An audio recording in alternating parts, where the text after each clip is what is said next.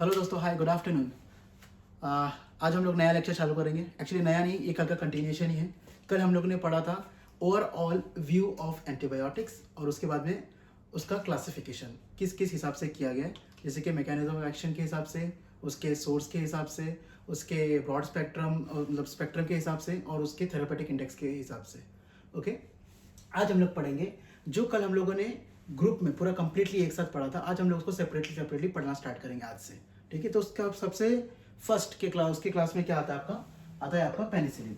अब उस पेनिसिलिन में आपका सबसे पहला एग्जांपल है natural penicillin. It's not an example, उसका क्लास है नेचुरल पेनिसिलिन। अब नेचुरल पेनिसिलिन का एग्जांपल है आपका बेंजाइल पेनिसिलिन। ठीक है, बेंजाइल पेनिसिलिन या फिर इसको पेनिसिलिन जी भी कहते हैं। ये है आपका नैरो स्पेक्ट्रम जैसे हम लोग ने कल बात किया था, बट इसका टी हाई यानी कि थेरेपेटिक इंडेक्स हाई है। ओके, अब हम लोग बढ़ते हैं इसके सेकंड क्लास की तरफ, जो है सेमी सिंथेटिक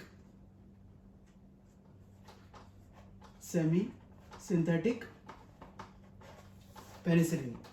उसमें सबसे पहला क्लास आता है आपका acid resistance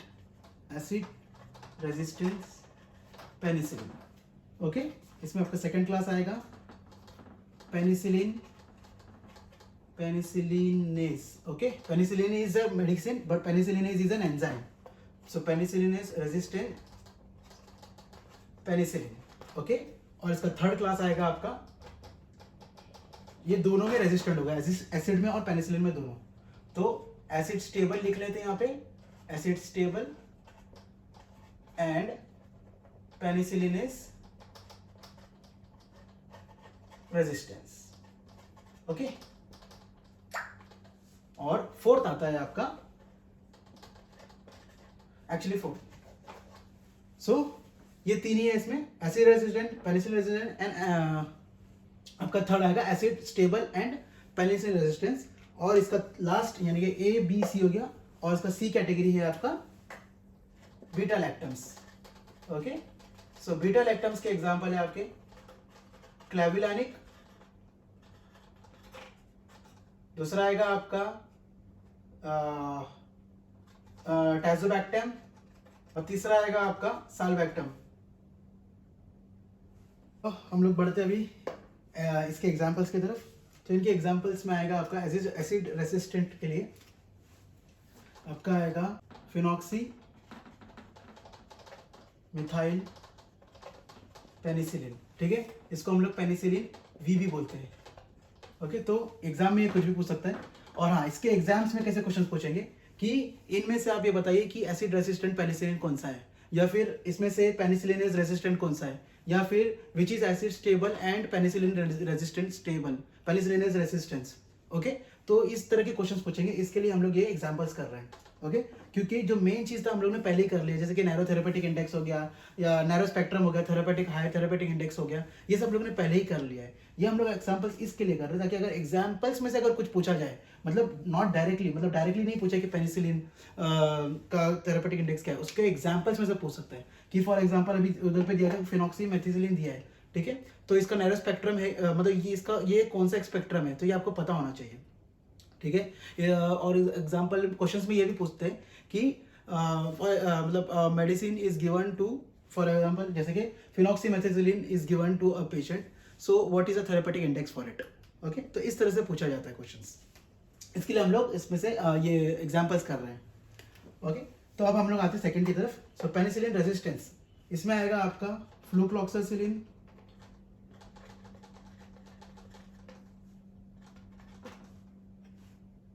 cloxacillin,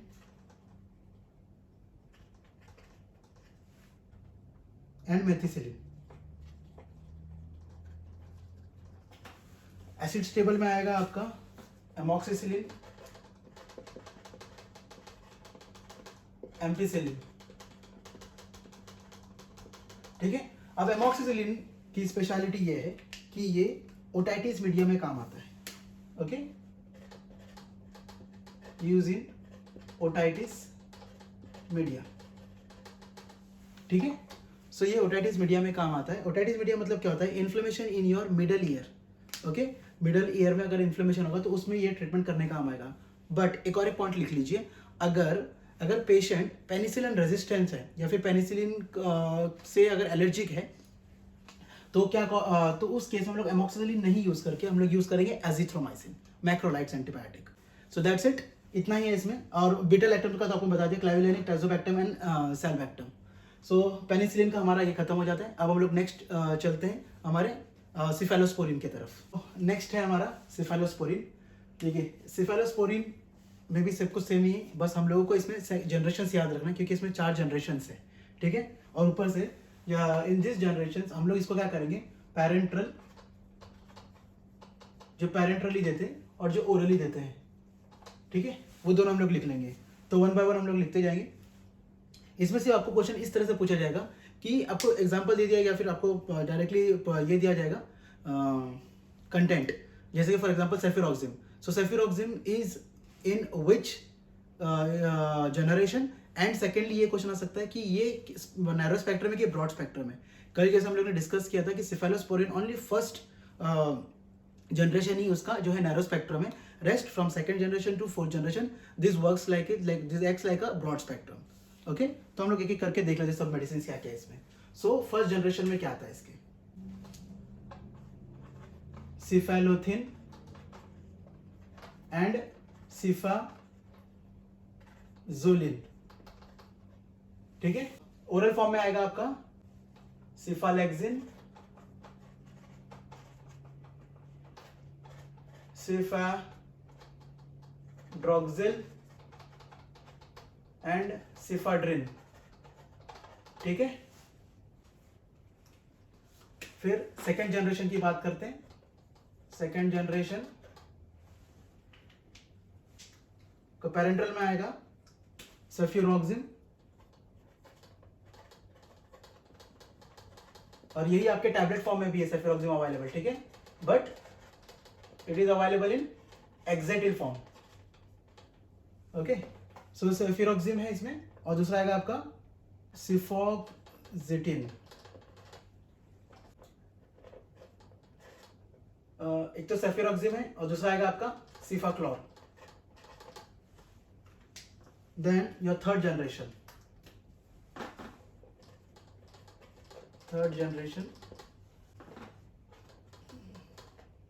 सिफाटॉक्सिम, ceftriaxone, सेफ्टाजिडिम,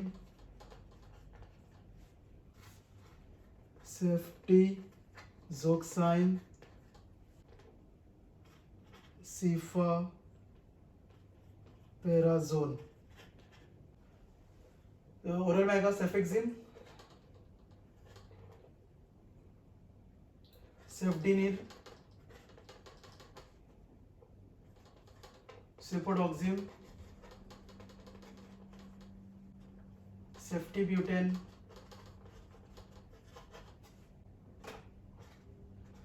सेफ्टामेट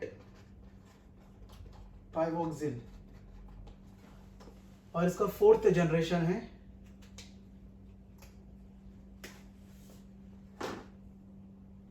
fourth generation में सिर्फ पैरेंट्रल ही है, तो मैं यहां ऊपर लिख देता हूं। ठीक है, तो फोर्थ जनरेशन यहां लिखता हूं, फोर्थ जनरेशन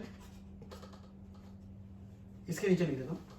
ठीक है, तो ये आ जाएगा आपका ओनली पैरेंट्रल्स में है ये। ठीक है, तो ये है आपका सेफेपीम, PIME। ठीक है, एंड सेफपायरोन।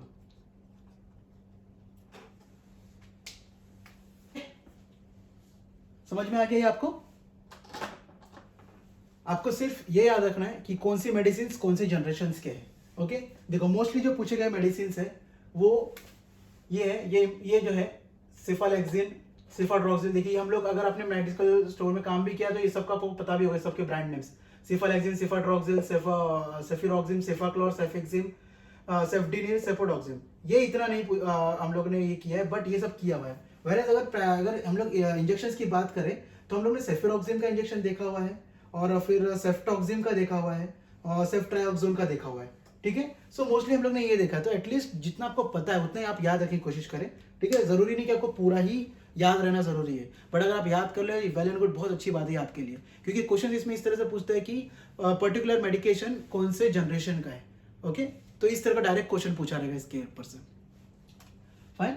सो अभी हम लोग चलते हैं टेट्रासाइक्लिन की तरफ। अगर टेट्रासाइक्लिन की अगर बात किया जाए तो टेट्रासाइक्लिन क्या है, एक ब्रॉड स्पेक्ट्रम एंटीबायोटिक है, ठीक है। ब्रॉड स्पेक्ट्रम एंटीबायोटिक है, ग्राम पॉजिटिव बैक्टीरिया के अगेंस्ट काम आता है, ग्राम पॉजिटिव बैक्टीरिया के अगेंस्ट। उसके बाद में ये एक्ने वल्गैरिस में काम आता है, एक्ने वल्गैरिस, ओके। तो ये सब है इसका। अब प्रॉब्लमेटिक कहाँ है इसका, तो ये प्रॉब्लम क्रिएट करता है आपके प्रेगनेंसी में। सो प्रेगनेंसी में हम इसको नहीं देते हैं, ये FDA X कैटेगरी में आता है, ठीक है। तो ये ध्यान रखिएगा कि X category for pregnancy, that means can not be given, ठीक है। दिस इज ऑल्सो क्या बोलते हैं, बच्चों में हम लोग इसको नहीं देंगे, क्योंकि क्या करेगा ये, टीथ येलो कर देगा ये, ओके। और टेट्रासाइक्लिन की एक्सपायरी होने पे हमको खास ध्यान देना है, और एक्सपायर्ड प्रोडक्ट हम लोग को किसी को भी नहीं देना है। ये तो चलो सिर्फ टेट्रासाइक्लिन की बात हुई, बट सिर्फ टेट्रासाइक्लिन में कोई भी मेडिसिन हम लोग को एक्सपायर्ड या एक्सपायरी होने के पहले ही निकाल के साइड में रखना है, क्योंकि अगर एक्सपायर्ड मेडिसिन अगर किसी को भी दी है तो अलग तरह का प्रॉब्लम या किसी तरह का प्रॉब्लम हो सकता है। वेरएस इन टेट्रासाइक्लिन अगर हम लोग उसको देते तो क्या कॉज करेगा, फैनकोनी सिंड्रोम, ठीक है। अगर टेट्रासाइक्लिन अगर हम लोग देते हैं एक्सपायर्ड कंडीशन में, ओके, एक्सपायर्ड कंडीशन में देंगे तो क्या कॉज करेगा, फैनकोनी सिंड्रोम। ये एक ऐसा सिंड्रोम है जो डायरेक्टली आपकी किडनी पे इफेक्ट करता है, तो किडनी डैमेज करने की क्षमता रखता है ये, kidney is affected with this, okay. इसके हम लोग ये देख लेते हैं क्लासिफिकेशन। तो tetracycline is classified as short acting, इसमें इंटरमीडिएट भी है मगर उसकी जरूरत नहीं है आपको, सिर्फ शॉर्ट एक्टिंग और लॉन्ग एक्टिंग, बस इसका ध्यान रखें, लॉन्ग एक्टिंग। शॉर्ट एक्टिंग में आता है आपका टेट्रासाइक्लिन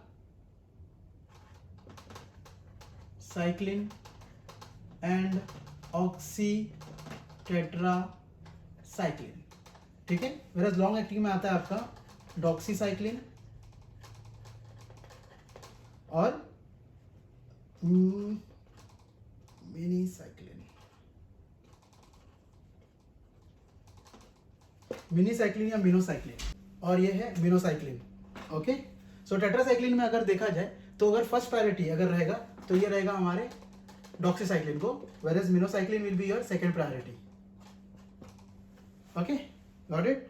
सो इतना ही है टेट्रासाइक्लिन में। जो इंपॉर्टेंट याद रखना हुआ है आपको ये है FDA X कैटेगरी है ये, और प्रेगनेंसी में हम लोग नहीं दे सकते। ट्रीटमेंट जो एक्ने वल्गारिस में काम आता है, ब्रॉड स्पेक्ट्रम है, और बच्चों में येलो टीथ कॉज करता है ये, ठीक है। और एक्सपायर्ड मेडिकेशन कॉज करता है फैनकोमाई सिंड्रोम, जो किडनी को इफेक्ट करता है। सो दैट्स इट, इतना ही इंपॉर्टेंट है इसमें, ठीक है।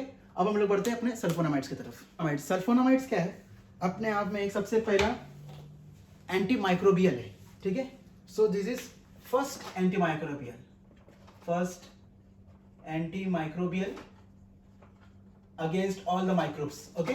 सेकेंडली ये बैक्टीरियोस्टैटिक इन नेचर है, थर्ड ये ब्रॉड स्पेक्ट्रम है, ठीक है।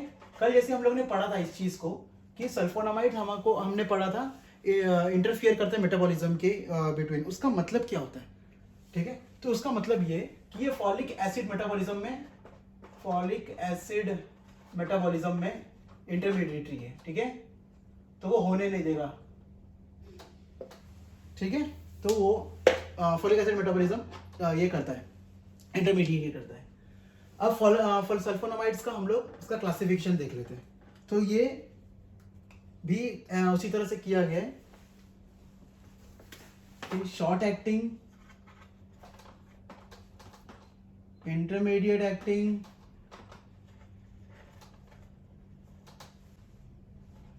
लॉन्ग एक्टिंग एंड मिसलेनियस, ठीक है। तो इसका शॉर्ट एक्टिंग में आएगा आपका सल्फाडायाजिन,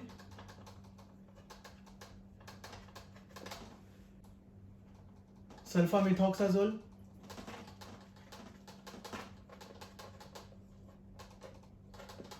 और लॉन्ग एक्टिंग में आएगा आपका सल्फाडॉक्सिल।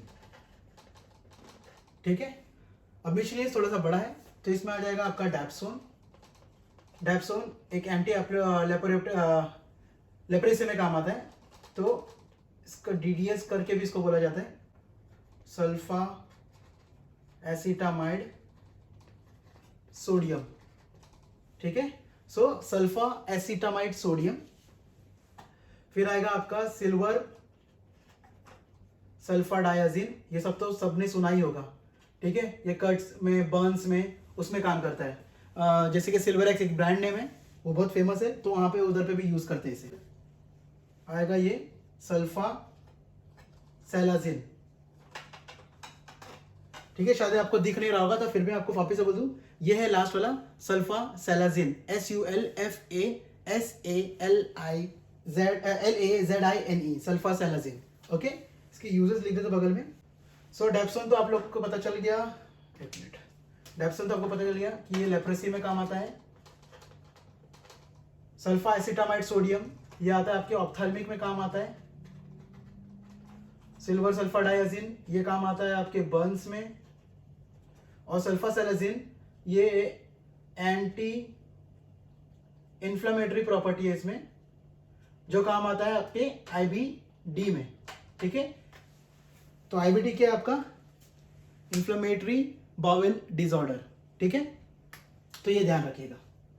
तो ये पार्ट हो गया हमारा सल्फोनामाइड्स में। अब सल्फोनामाइड में जो सबसे इंपॉर्टेंट मेडिकेशन है वो है आपका कोट्राइमॉक्सएजोल। कोट्राइमॉक्सएजोल। सो कोट्राइमॉक्सएजोल का कंटेंट क्या है? सो इसमें आपका दो कंटेंट है। पहला तो आपका है ट्राइमिथोप्रिम, मिथोप्रिम, और दूसरा है आपका सल्फा मिथॉक्साजोल, मिथॉक्सएजोल। ठीक है, अभी इसका कॉन्सेंट्रेशन देख लेते हैं। तो ट्राइमिथोप्रिम और सल्फोमिथॉक्साजोल का कॉन्सेंट्रेशन है 1:5। इसका मतलब अगर ये 80 mg रहेगा तो यहाँ पर रहेगा आपका 5 टाइम्स ज्यादा। सो 5 8 400। ठीक है, ये mg है। सो इसको हम लोग नॉर्मली कहा जाता है कि जैसे कि सेप्टॉन अवेलेबल है, बैक्टीरियम अवेलेबल है। उसके बाद में उसका जो DS फॉर्मूला है, DS, वो रहेगा आपका, ये इसका डबल डोज 160 और इसका डबल डोज 800 mg।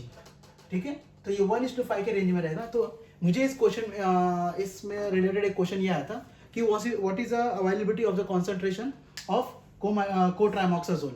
तो ट्राइमिथोप्रिम एंड सल्फामिथॉक्साजोल का आपको पता होना चाहिए। आपको ये नहीं दिया होगा, आपको ये दिया होगा कोट्राइमॉक्साजोल का कॉन्सेंट्रेशन किस हिसाब से दिया रहता है। तो 1:5, 1:14 ऐसा दिया होता है।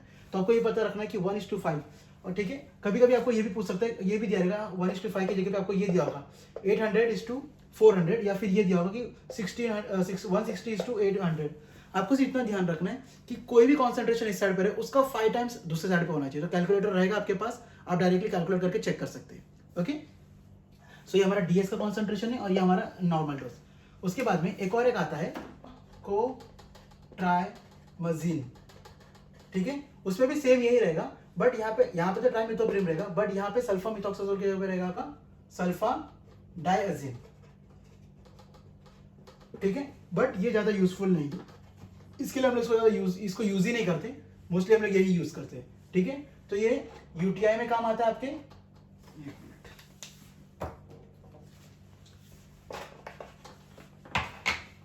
ये UTI में काम आता है। ठीक है, और प्रोस्टेटिस में भी काम आता है ये, प्रोस्टेटिस। ठीक है, this is safe in pregnancy, safe in pregnancy. Okay, तो ये समझ में आ गया आपको कोट्राइमॉक्साजोल के बारे में और पूरा सल्फोनामाइड्स के बारे में। तो चैप्टर में इतना ही है इसके सल्फोनामाइड्स के। Let's go to our next chapter.